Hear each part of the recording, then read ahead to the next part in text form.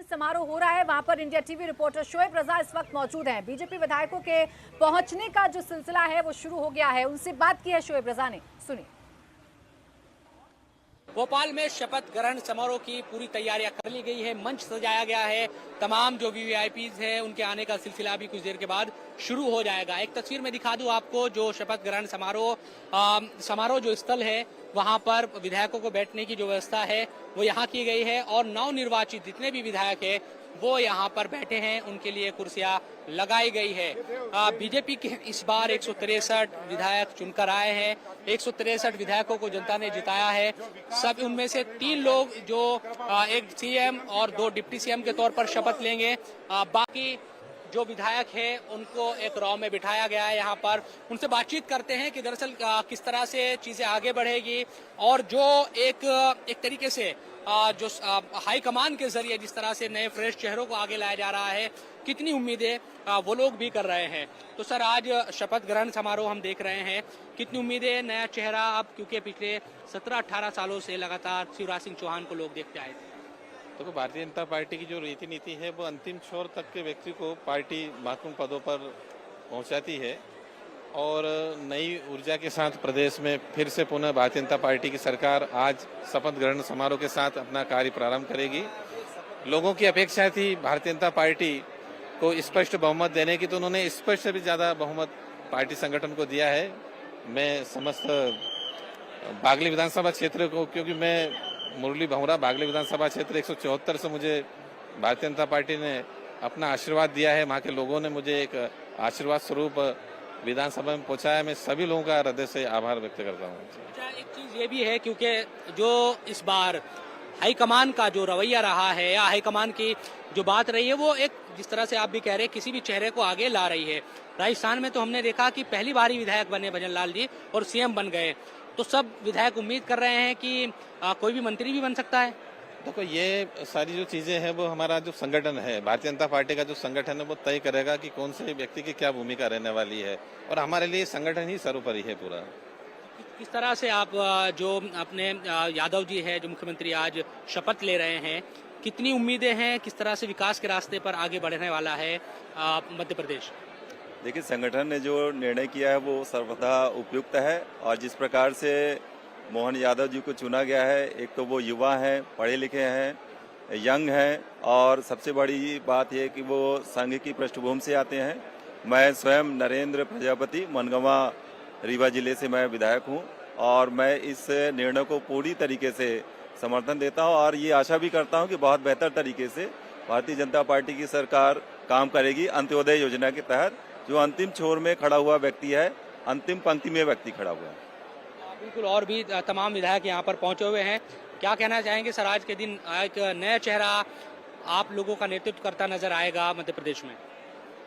देखिए, ये भारतीय जनता पार्टी है, शिवराज जी को भी तो ऐसे ही लाए एकदम नया चेहरा। इसमें तो नए नए प्रयोग होते रहते हैं और जो भी आएगा वो पार्टी की नीति रीति से ही तो चलेगा, सब अच्छे काम होंगे। मंत्री बनने की भी ख्वाहिश रखते हैं या कुछ तमन्ना है लोगों में? जो विधायक हैं नए नवेले चुनकर आए हैं, आप लोग भी, अगर हाईकमान की कृपा हुई तो कोई भी मंत्री बन सकता है, ये भी उम्मीद है? इसमें सब संभव है, सब बन सकते हैं। छोटा कार्यकर्ता भी पहली बार का अगर विधायक मुख्यमंत्री बन सकता है तो विधायक क्यों नहीं मुख्यमंत्री बन सकते? सबकी चाहत है, सब बनेंगे, कुछ अभी बनेंगे, कुछ बाद में बनेंगे। इसी ढर्रे पर सरकार चलेगी, क्योंकि कल शिवराज सिंह चौहान कह रहे थे कि हमने बहुत काम किया है, अब आगे मोहन यादव जी के कंधों पर जिम्मेदारी है और वो इस जिम्मेदारी को निभाएंगे। देखिए, मैं ये बिल्कुल सही है, क्योंकि प्रदेश के माननीय मुख्यमंत्री बने हैं मोहन यादव जी, तो निश्चित तौर पर वो प्रदेश के विकास में अग्रणी भूमिका निभाएंगे और अपनी टीम बना करके आज जैसा कि प्रारंभिक रूप से वो शपथ लेने वाले हैं, फिर उनका मंत्रिमंडल शपथ लेगा, तो उस तरह से पूरी शासन जब व्यवस्था बन जाएगी तो जो विकास की योजनाएं हैं वो तीव्र गति से आगे बढ़ाएंगे और फिर हमारा विधानसभा का सत्र भी होगा जिसमें हम माननीय विधायकों की शपथ दिलाएंगे। ये कितना विश्वास जगाता है जो हम तीनों राज्यों में देख रहे हैं। आज छत्तीसगढ़ में भी शपथ होनी है और ऐसे चेहरे जिनकी कल्पना भी कोई नहीं कर रहा था, वो चेहरे आगे आए सीएम के तौर पर, डिप्टी सीएम के तौर पर। पहली बार के जो विधायक थे राजस्थान में, तो उनको मुख्यमंत्री बनाया पार्टी ने। ये चीज़ें कार्यकर्ताओं में या विधायकों में कितना विश्वास जगाती है हाईकमान को लेकर?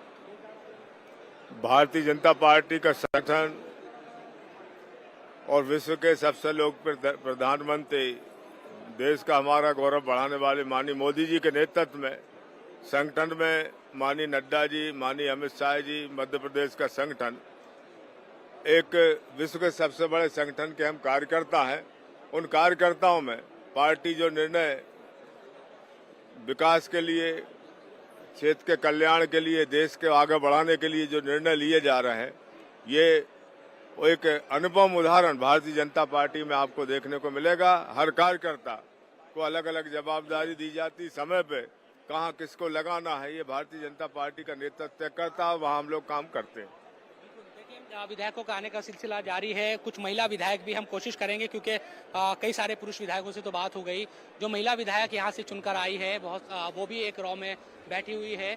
हमें 5 विधायक महिला इस वक्त नजर आ रही है। तो देखिए, शपथ ग्रहण कार्यक्रम बस अब शुरू होने जा रहा है। तकरीबन 15 मिनट का वक्त बचा हुआ है और आइए तस्वीरें आपको दिखा देते हैं। तस्वीरों में आपको नजर आ रहे होंगे मुख्यमंत्री योगी आदित्यनाथ, यूपी के सीएम आपको इन तस्वीरों में नजर आ रहे होंगे। और जो संत समाज जिसे बुलाया गया है, जिनके बैठने की व्यवस्था मंच पर अलग से की गई है, उसके सामने योगी आदित्यनाथ इस वक्त वेव करते हुए, जनता के सामने भी वेव करते हुए नजर आ रहे हैं। तो तमाम जो बड़े नेता बीजेपी के हैं, जो सीएम हैं बीजेपी शासित राज्यों के, जो एनडीए शासित राज्यों के सीएम हैं, वो भी अब पहुंचना शुरू हो चुके हैं। मंच पर एक एक करके उनकी जो मौजूदगी है वो साफ तौर पर देखी जा सकती है। इसके साथ ही साथ गृह मंत्री अमित शाह भी पहुंच चुके हैं। ये देखिए तस्वीरें, गृह मंत्री अमित शाह बैठे हुए हैं और उनके साथ ही मौजूद हैं बीजेपी के राष्ट्रीय अध्यक्ष जेपी नड्डा। ये दोनों मंच पर बैठ चुके हैं। इंतजार प्रधानमंत्री नरेंद्र मोदी का भी है, वो भी इस कार्यक्रम का हिस्सा बनने के लिए जा रहे हैं। और ये कार्यक्रम, जैसा कि हम बार बार कह रहे हैं कि ये कार्यक्रम सिर्फ मध्य प्रदेश तक सीमित नहीं है।